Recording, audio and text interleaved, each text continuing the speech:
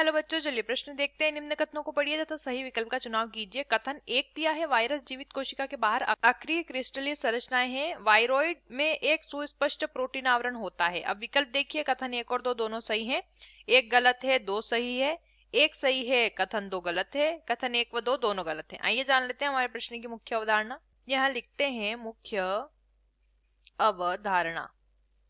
हमारे प्रश्न की मुख्य अवधारणा यहाँ पर संबंधित है वायरस से। वायरस के विषय में प्रश्न दिया गया है और वायरोइड के विषय में भी प्रश्न दिया गया है। पहले वायरस के बारे में समझ लेते हैं। देखिए, वायरस जो होता है ये वायरस ये एक क्रिस्टलीय संरचना होती है। एक क्रिस्टलीय संरचना होती है। ऐसी क्रिस्टलीय संरचना होती है जो कि एक पूरी कोशिकीय संरचना, जैसे कि जीवों में कोशिकाएं पाई जाती है, सुस्पष्ट कोशिकाएं, वैसी संरचना इसकी नहीं होती है। एक क्रिस्टलीय संरचना होती है और साथ ही ये अकोशिकीय होते हैं। कैसे प्राणी होते हैं? अकोशिकीय, यानी कि कोशिकाएं इनके शरीर में नहीं होती है। एक सामान्य जीव के प्रकार इनकी संरचना नहीं होती है। इसीलिए इनको क्या कहा जाता है? इनको कहा जाता है जीवन और मृत्यु के बीच की कड़ी के नाम से भी वायरस को जाना जाता है। अब ये जो वायरस होता है ये एक अकोशिकीय क्रिस्टलीय संरचना होती है। अगर बात करेंगे वायरोइड की, देखिए वायरोइड जो होता है ये जो है हमारा वायरस से छोटा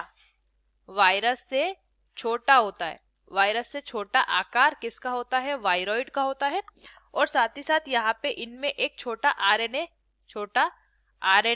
का अणु भी पाया जाता है और इसमें बहुत अच्छा प्रोटीन का आवरण नहीं पाया जाता। जैसा कि प्रश्न में दिया है कि सुस्पष्ट प्रोटीन आवरण होता है, वैसा यहाँ पे नहीं होता है। आरएनए का अणु होता है और वायरस का आकार वायरोइड का जो आकार होता है वो वायरस से छोटा होता है।